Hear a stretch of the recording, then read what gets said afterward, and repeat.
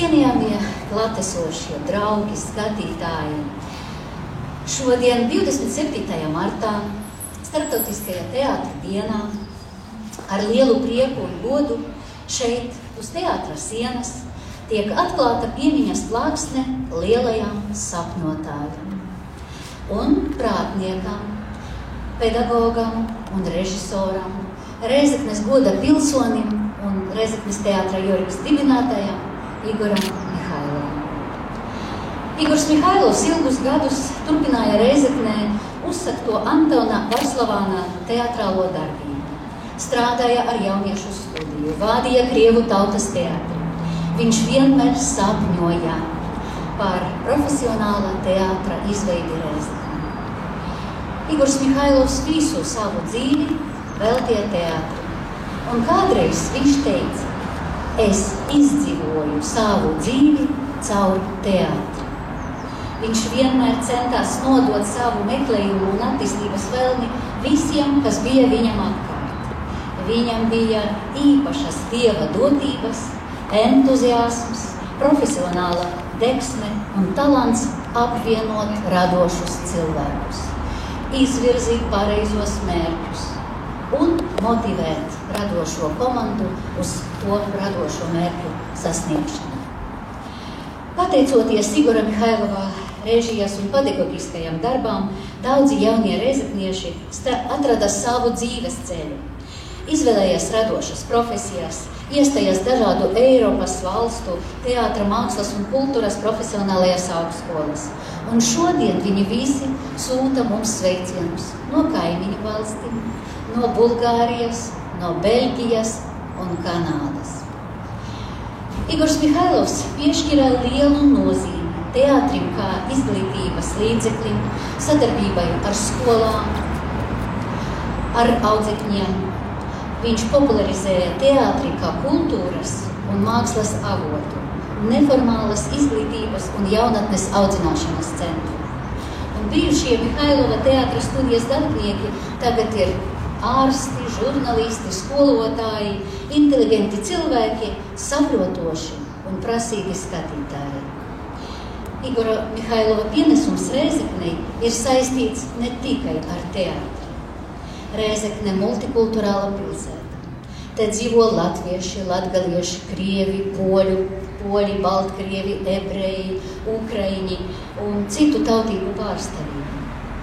Mēs visi esam unikāli ar savu kultūru, savām tradīcijām un visi kopā nesam savu devumu savai pilsētai un valstī. Tieši uz teātra Jorigs tehniskas bāzes 2004. gada tika dibināts Rēzeknes Nacionālo biedrību kultūras nams. Tika dibināts ar mērķi saglabāt, integrēt un attīstīt Rēzekne dzīvojošo tautību kultūru.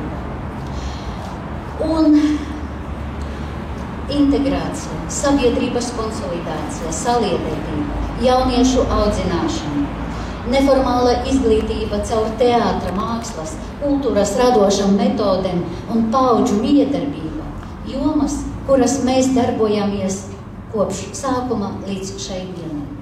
Un tie visi pamati tika ielikti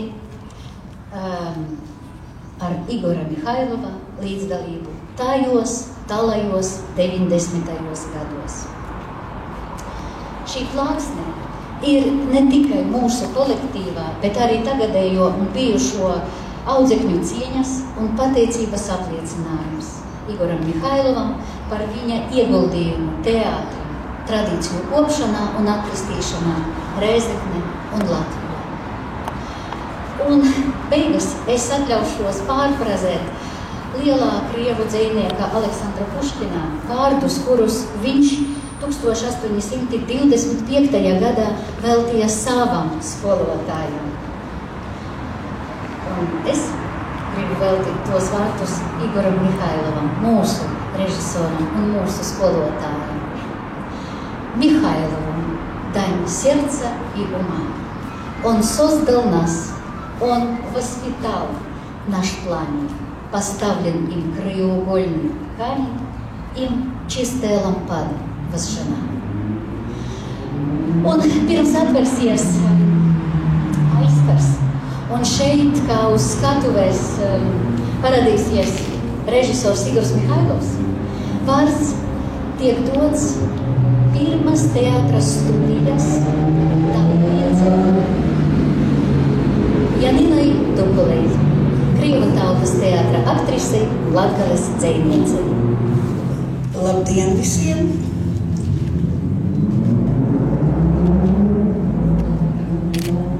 Дорогой наш Игорь Николаевич, нет, не так официально. Мы давно привыкли называть тебя проще и короче. Nаш Михайлов. Jā, mūsu Mihailovs, mūsu Igors. Es esmu no tiem visu pirmajiem. Te vēl viens pārstāvis arī ir, kuri sapulcējās 1973. Dievs, cik tas sen bija. Gada septembrī Rēzeknes kultūras namā teātra istabā un ieraudzīja tur pavisam nepazīstamu jaunu vīrieti. Režisors no Ļeņingradas, kāds teica. Viņš mums lika lasīt dzīvoļus un uzmanīgi ieklausījās mūsu balsīs, mūsu spējams. Protams, daļa no todien atnākušajiem atbira pa ceļām. Viņiem likās savādi, ka pie tik it kā vienkāršas mākslas, kā teātris, nākas tik daudz un nopietni strādāt. Mēs strādājām pie etīdēm, mācījāmies atrasties uz skatuves, runāt, kontaktēties ar partneriem, nepagriezt skatītājiem pēcpusi. Mācījāmies pareizi nokrist un vēl daudz ko citu. Bija ārkārtīgi aizraujoši. Tad nāca uzdevums izveidot agitbrigādi, kur mēs nosaucām «Юность». Ему было 27 лет, когда началась его юность в Разокне. Молод, красив, полон сил и энергии. Приехав в наш благодатный озерный край и вдохнув полной грудью бодрящий душу воздух Латгалии, он воскликнул: «Братцы, а зори-то здесь тихие!» Мы ему поверили и пошли за ним. Как вы понимаете, юность – это агитбригада, а зори здесь тихие – наш спектакль. Tas ir fragments no kārtējā mūsu veltījuma viņa dzimšanas dienā, bet Zori здесь тихие, bet rītausmas šeit klusas, ir mūsu pirmā ar Mihailovu izrāde. Tad nāca citas izrādes, ar kurām mēs apceļojām visu Latgali, bijām Igaunijā, Nārvā, Baltkrievijā, bijām Pleskavas apgabalā un vēl daudz kur. Vairāk kārt viesojāmies Ļeņingrada un tās apkārtnē. Galvenokārtais kultūras namos, kur strādāja viņa kursa biedri. Vairākumam no mūsu dalībniekiem bija līdz 20 gadiem. Daži bija drusku pāri. Protams, Igoram nebija viegli savaldīt šo trakulīgo kompāniju, īpaši izbraukumos, kad nakšņojām teltīs vai autobusā, kad apkārt daba, bet galvā ārprāts. Bet viss beidzās labi. Atmiņas, tās ir neizdzēšanas. Un ja kāds man ļautu vaļu to visu atcerēties, tad mēs šodien te stāvētu līdz rītvakaram. Man tagad ir ļoti grūti izveidot to, kas vissvarīgākais būtu pasakāms šodien. Vienīgi jāpiemina, ka mūsu 73. gada studija bija visstabilākā un vairākus gadus darbojās teātrī gandrīz vai pilnā sastāvā. No nākamo gadu studijām uz ilgu laiku parasti palika tikai 1-2 dalībnieki, vai vispār neviens. Kultūras namā, kur darbojās 2 teātra kolektīvi, bet skatuve bieži vien bija aizņemta kādu iebraukušo Rēzeknē viesizrādi koncertu vai cirka izrāde. Brīnišķīga doma bija kamīna zāles radīšana. Tur arī tika veidotas izrādes, tur notika mūsu tusiņi par godu mūsu kolektīva svarīgākajiem notikumiem, teātra dienas, aktieru jubilejas, tikšanās ar draugiem no citām pilsētām. В одном из капустников прозвучали такие строки. Мы покажем где-то вдаль, где как играет наш актер. Мы докажем, что Михайлов самый лучший режиссер. И мы доказывали это. И мы доказываем это и сегодня. И очень хочется верить, что он это видит. И он рад за нас. Viņš sapņoja par profesionālu teātri. Bet kad ir vislabāk realizēt trakas idejas? Protams, pārmaiņu laikā. Tā pirms 35 gadiem radās Joriks, un tagad šķiet, ka Rēzekne nemaz vairs nav iedomājama bez Jorika. Teātra nabaga Joriks tapšana, izdzīvošana, paralēli telpu remonts. Mihailovs staigāja pa instancēm, lūdza, prasīja, meklēja. Smagi bija, nebija viegli. Bet lai nu kā, šodien Jorikam 35.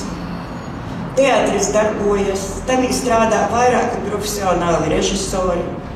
Teātris ir pieprasīts, un vai vēl ko vairāk var vēlēties. Un es labi atceros, kā teātris dabūja šo ēku. Kad mēs ar Bartaševiču kungu aizbraucām apsveikt Mihailovu kārtējā dzimšanas dienā, viņš tā drusciņ viltīgs arī bija. Viņš saka, man šonakt sasapņojās, ka mēs esam iebraukuši šī ēkā, kuru jau mēs toreiz gribējām. Aleksandrs saka, kāpēc ne? Ēka tukša, varam par to padomāt. Lūk, padomājuši esam. Jā, laiks iet, cilvēki mainās, notikumi mainās, bet tas, ko viņi ir padarījuši, tas paliek. Они летят, эти, как их, годы, и бог с ними, пусть сюда летят. И пусть сотрут все то, что должно быть стертым, а то, что нужно сохранить, хранят. Пусть сохранят мгновение первой встречи в наш милый город, первый ваш приезд, когда на ваши молодые плечи свалилась россыпь рязыкнянских звезд. Звезды, правда, немножко в кавычках, хотя, не знаю, может и вряд ли. Театр навсегда был прекрасным. И актеры прекрасные. Да, Галина Ивановна? Его любимая фраза «Ведь если звезды зажигаются, значит, это кому-нибудь нужно». Казалось, что для него главное не самому сиять, а зажечь вокруг как можно больше звезд. И они есть, они сияют. Дай Бог им не погаснуть в очередное время перемен, а своим сиянием привлекать к театру новых и новых зрителей и зажигать новые и новые звезды. И так до бесконечности. Лично мне Михайлов – это практически вся моя сознательная жизнь. Мне было трудно понять, как его вдруг нет. Я за очень многое благодарна Игорю Николаевичу Михайлову. Но еще и за то, что более 40 лет назад он пригласил в театр одного юношу, который искал свое место в жизни. И теперь мы с ним уже более 40 лет вместе. И он тоже оставил свой след в культуре нашего города. И опять же, круг замыкается Михайлов. Soka Kalila, ko vietība ir tot, ko tam goldu ir saimi, aiz golda ir maize. Teātra Joriks saime, dūt mūsim sava gordu maizes riku, 200 gramus kultūras, kuri visot ir goldā mūsu Jorikam, kuri līk mūsim dūmot, raudot vai smītīs, bet visādā gadījumā kairinoja mūsu kvieseles steigas. I man prīca, ka tagad ieņemot nacionālus biedrību kultūras nomā, vai Jorikā, kā mēs visi jūs saucam, pirmīs mūsu satiks Igors Mihailovs, kas itū mēkli Rēzeknī īraudzēja, īmēcēja, I mēs jau tagad dodam jūsim. I paldies jam vēlreiz par visu.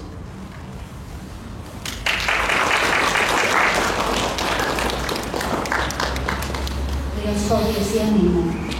Telniekam ir cieša saikne ar savu darbu. Un tagad vārds tiek dots telniecei Svetlanai Skočkovai Marčai.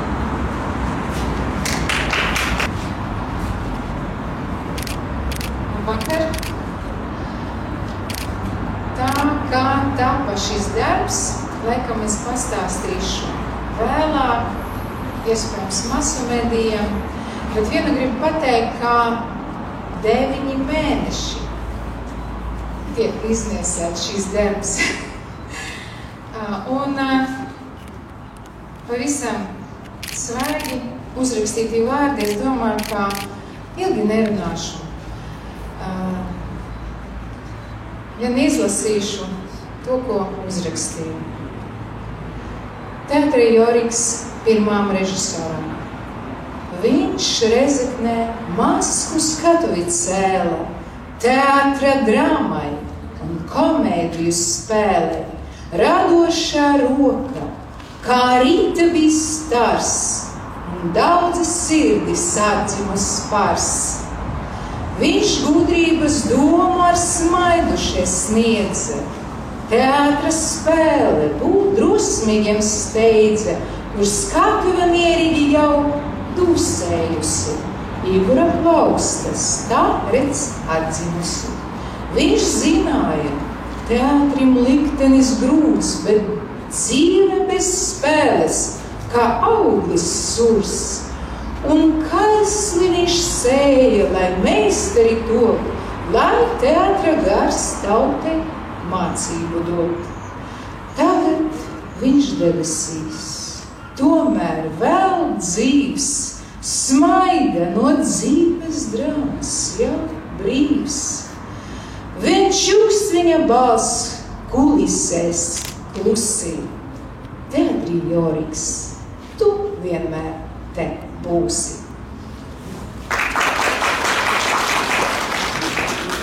Un tā kā šis teātris ne tikai latviski, latgaliski runāja, man arī krievu variantā ir līdzīgi vārdi. Kaut kas ir pamainīts, bet es izlasīšu un izmantošu šo iespēju. Он в город Латгальский свой свет приволок. Там сцена молчала и гас огонек, но взмах его рук, и как всполох зари, зажегся в сердцах вдохновенный виток.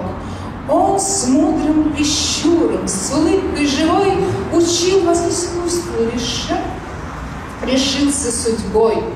И сцена, что спала в забытом углу, проснулась, как пламя в ладони его. Он знал, что театр судьба нелегка, но жизнь без театра, без игры, как весна без цветка, и сеял он страсти, растил режиссеров, чтоб здесь сохранилась его глубина.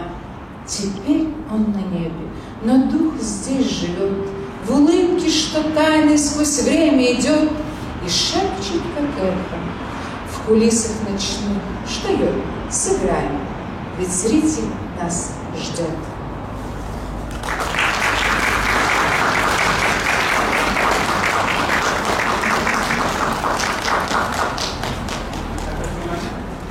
Ir pienācis brīdis,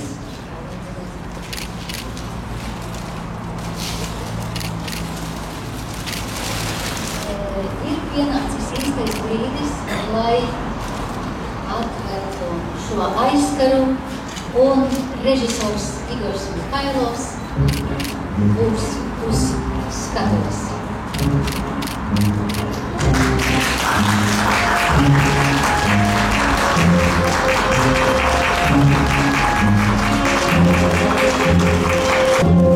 Послушайте, но если звезды зажигались, значит, это кому-нибудь нужно? Значит, кто-то хочет, чтобы они были. Значит, кто-то называет эти плевочки жемчужинами. И, надрываясь неделю полуденной пыли, он врывается к Богу, боится, что опоздал, плачет, целует ему жилистую руку, просит, чтобы обязательно была звезда. Клянется, не перенесет эту звездную муку. А потом ходит твердо, но спокойно и наружно говорит: ведь теперь тебе ничего не страшно, да? Послушайте, но ведь если звезды зажигают, значит, это кому-нибудь нужно. Значит, это необходимо, чтобы каждый вечер над крышами загоралась хотя бы одна звезда.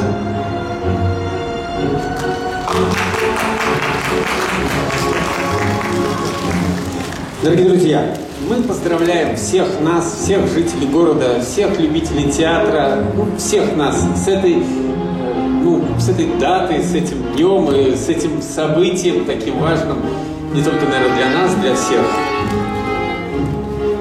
С праздником! Ну, конечно, очень здорово и знаменательно, что совершается именно сегодня. Вы все, конечно, знаете, что сегодня наш профессиональный праздник, День театра. Игорь Николаевич, с праздником! И еще один немаловажный праздник для нашего театра. Нам исполнилось ни многим, ни мало 35 лет. Вы это уже слышали? Да-да? 35 лет. Очень такая крупная дата. Многое за эти годы изменилось, многое произошло. Но что здесь уже много сказали об Игоре Николаевиче, и что он режиссер. Кстати, никто не сказал, что он еще и актер, ведь он еще и играл на сцене в качестве актера. Он, например, я ставил несколько спектаклей, где он был актером, прекрасным актером. Но мне хочется еще сказать, что о его человеческом влиянии на судьбы, на наши судьбы, тех, кто работает в театре. Здесь уже Егина сказала, что вот она обрела семью. Действительно, благодаря этому многие обрели семью. Я, например, тоже обрел семью. И студийцы, я знаю, которые были в студии, тоже обрели семью. И не только. В общем, это человек, оказавший огромное влияние как на город, как на человеческие судьбы, на личности многих и многих людей. И это, мне кажется, большая память для всех нас и память Игоря Николаевича. Ну и то, что сегодня мы отмечаем День театра и наше 35-летие, это тоже знаменательная дата. Так что его любимая фраза, когда он напутствовал нас куда-то, мы отправлялись или что-то собирались сделать, он всегда говорил: ведите себя достойно. Ну вот мы и пытаемся следовать этому его напутствию. Бывая в разных городах, мы всегда видим, что есть памятники, где всегда кто-то что-то там потирает в знак какого-то, благополучия, наверное. Светлана, как ты думаешь, какое вот, мне кажется, вот борода, да? Мне кажется, надо сидеть бороду, и тогда все спектакли пройдут очень удачно, очень хорошо. Конечно, бороду могут терять не только актеры, режиссеры, но и зрители, да? И со временем она тоже, наверное, будет блестеть. Будет? Вы знаете, я сейчас открою небольшую тайну. все свои работы я проживаю духом настолько глубоко, что наверняка все, кто имеет отношение к тому или иному моему произведению, они могут с ним общаться и просить помощи. Так что не обязательно потереть, а можно с ним поговорить, посоветоваться. И знаете как, художники, актеры, литераторы, они же, у них контакт какой-то есть вот с высшим духом, можно сказать, да? Они наверняка или через сон, или как-то получат ответ на свои вопросы. Поэтому вот такой вот творите духом, и они будут живы. Мне уже говорили, что не все памятники, не все произведения, как, наверное, и другие произведения, будто музыкальные, они вот мурашками проходят, да? Это очень важно вложить дух свой. Я от всего сердца это стараюсь прожить, прочувствовать, войти и максимум отдать своего позитивного такого заряда. Поэтому дай Бог и просто общайтесь с ним. А если хочется потереть, пожалуйста. Слава Богу, бронза позволяет. Ну а поскольку сегодня у нас тоже спектакль, премьера, то я это и сделаю. Игорь Николаевич.